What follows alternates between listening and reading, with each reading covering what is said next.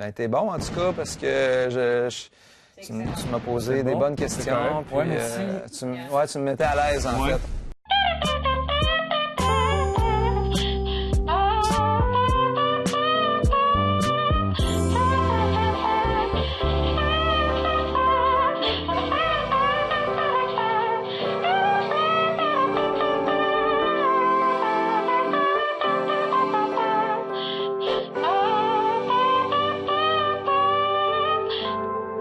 Aujourd'hui, à Nectar, on s'est déplacé du côté de Montréal pour venir à la rencontre de Frédéric Saint-Arnaud. Bonjour. Bonjour. Bienvenue avec nous. Toi, tu es à la tête de la compagnie Starno. Starno, c'est quoi exactement? Starno, en fait, à l'origine, c'est un surnom. C'est le surnom, c'est mon nom de famille qui a été abrégé. Et ça a été longtemps un pseudonyme d'artiste, dans le fond, un surnom d'artiste pendant plusieurs années. Et quand j'ai décidé de lancer mon entreprise, il y a 3 ans déjà, j'ai décidé de garder ce surnom-là pour créer l'entreprise, tout simplement parce que le nom avait déjà une reconnaissance dans le milieu. Et c'était une façon de garder... que les gens connaissent, les gens connaissent déjà le nom. Donc, Fasse le lien. Exactement, Puis qu'est-ce que font le vous lien. faites chez Starno? Qu'est-ce qu'on fait? Ben, en fait, on fait des effets visuels qu'on appelle aussi des effets spéciaux numériques. Ça dépend des endroits dans le monde. Des effets visuels ou effets spéciaux, qu'est-ce que c'est?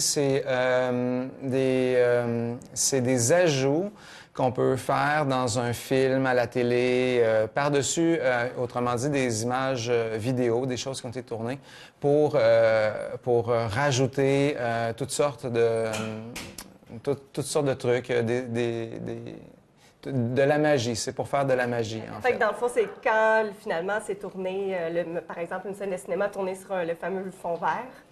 C'est un très bon exemple. Le fond vert, c'est un bon exemple parce que, en fait, notre spécialité, parce que le monde des effets spéciaux ou des effets visuels, c'est très vaste et on peut se spécialiser dans toutes sortes de choses.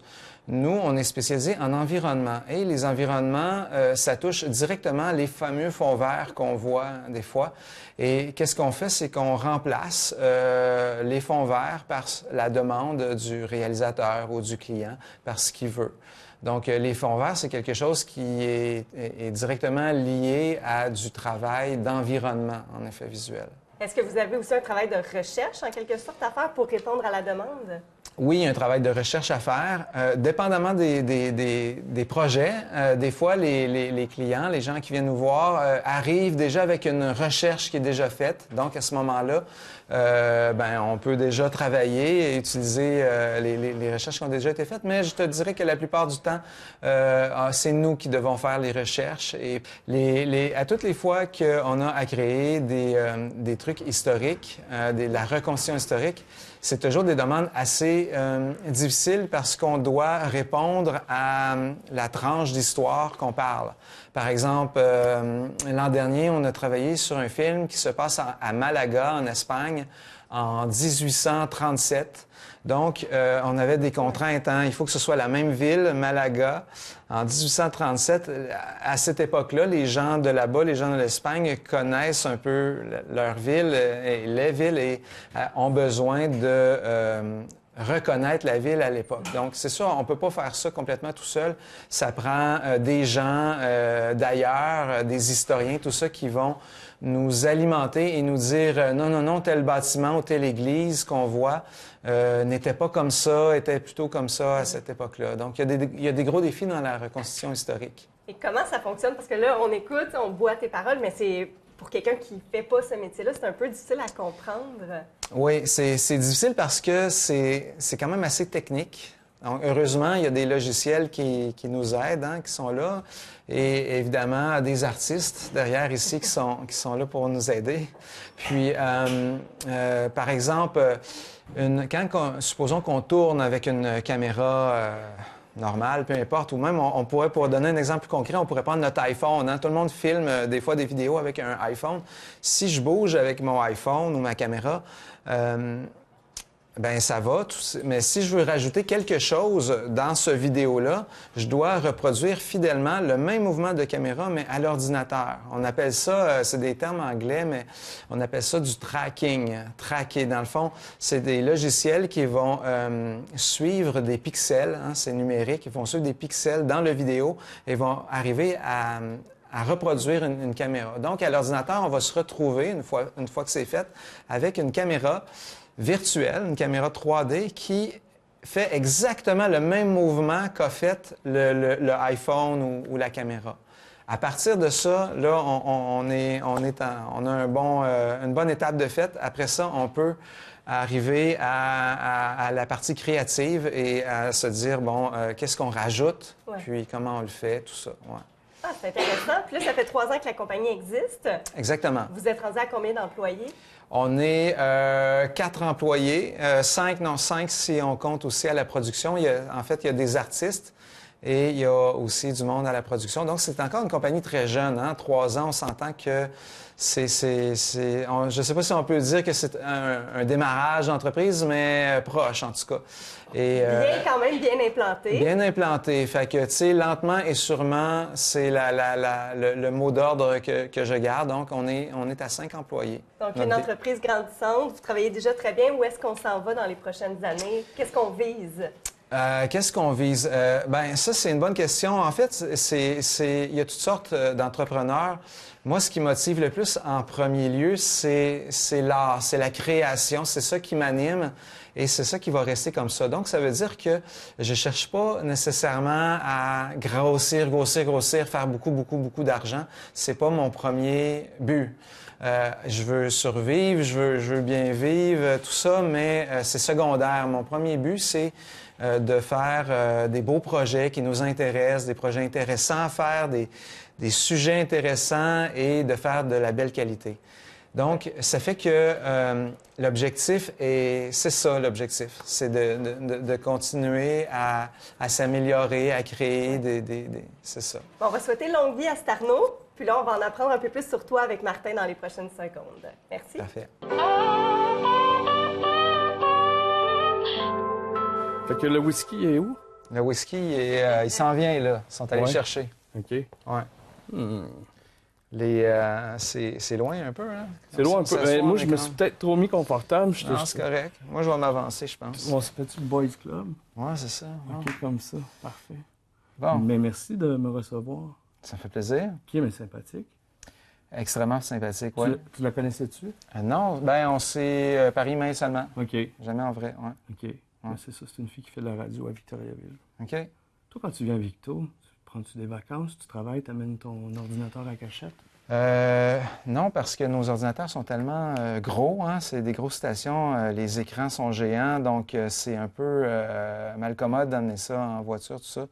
Donc, quand je viens à Victo, c'est pour voir des amis, pour voir la famille. La comptabilité se fait à Victo, des choses comme ça. Okay. Ouais, il y a quelques services qui viennent de Victo, mais pour travailler, ça va pas bien. C'est comme aussi, on travaille aussi avec des tablettes graphiques, les genres de tablettes noires en plastique, les Wacom, exactement. Puis ça, ça se déplace, là, mais tu sais, c'est souvent une affaire que tu laisses après ton ordinateur, ton bureau, tout ça, puis c'est ça. On parle de technique. Je me souviens, on s'était rencontrés à Victo, puis on parlait de, tu sais, à une certaine époque, on pouvait faire du matte painting sur des plus petits formats. Bon, on faisait la distribution est en 2K, on travaillait sur du 4K. Là, est en 4K, on travaille sur du 8K. Ouais. Comment tu vois ça? Tu sens-tu qu'à un moment donné, ça va s'arrêter? On va-tu travailler sur du 92 000 K à un moment donné? De là, j'extrapole, mais on s'entend. Oui. Bien, c'est déjà commencé, en fait. Il n'y a pas de fin à ça. Il n'y a pas de fin. C'est la technologie qui évolue, puis on doit toujours s'adapter.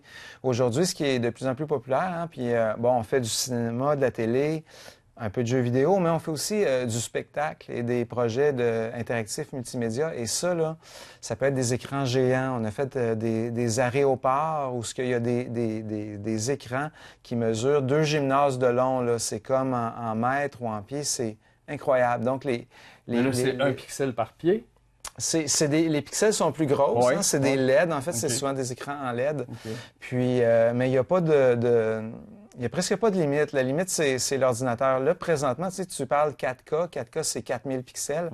Mais présentement, on est en train de faire un projet à 37 000 pixels de long.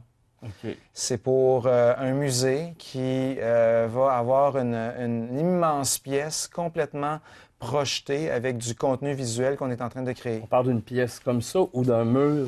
Non, une pièce complète, OK. carrée. Fait qu'on fait 4 murs. Les 4 murs doivent être sans joint, hein, doivent se... comme si c'était en continu. Oui, je comprends. Seamless, un peu. Seamless, c'est ça. OK. Alors, ça fait 37 000 pixels de large. Donc, Starno ne fait pas que du matte painting en cinéma. En fait, c'est les mêmes techniques. OK. Hein, je ne sais pas si on peut appeler ça du matte painting, mais on crée des environnements, Oui, oui. mais pour toutes sortes pour d'autres domaines aussi, mais principalement cinéma, télévision. Mais on s'ouvre aussi un peu. C'est mon intention quand que je me suis lancé en affaires il y a 3 ans. J'ai voulu élargir les horizons, et offrir ces services-là à d'autres domaines. Et le domaine du divertissement, je veux dire du spectacle, est un domaine où on est appelé à agir et à créer des immenses images. Aussi, ça peut être pour des spectacles. En fait, quand on est dans ce domaine-là, il y a 2 méthodes. Il y a ou bien de la projection, donc c'est des projecteurs très puissants qui projettent sur le mur direct, ou on peut carrément mettre le mur tout en LED, comme si c'était une télé géante. Les deux se font, ça dépend de la raison. Il y a plusieurs motifs qui amènent vers un ou vers l'autre. Mais c'est souvent les 2 méthodes dans ce domaine-là. Ta production québécoise cinématographique la plus marquante? J'ai travaillé il y a quelques années sur le film Miraculum, un film québécois où, en fait, il y avait une grosse scène à faire. Il y avait un écrasement d'avion à créer. C'est quand même assez important. Très réussi. Très réussi, OK. Oui. Tu connais, Oui, oui.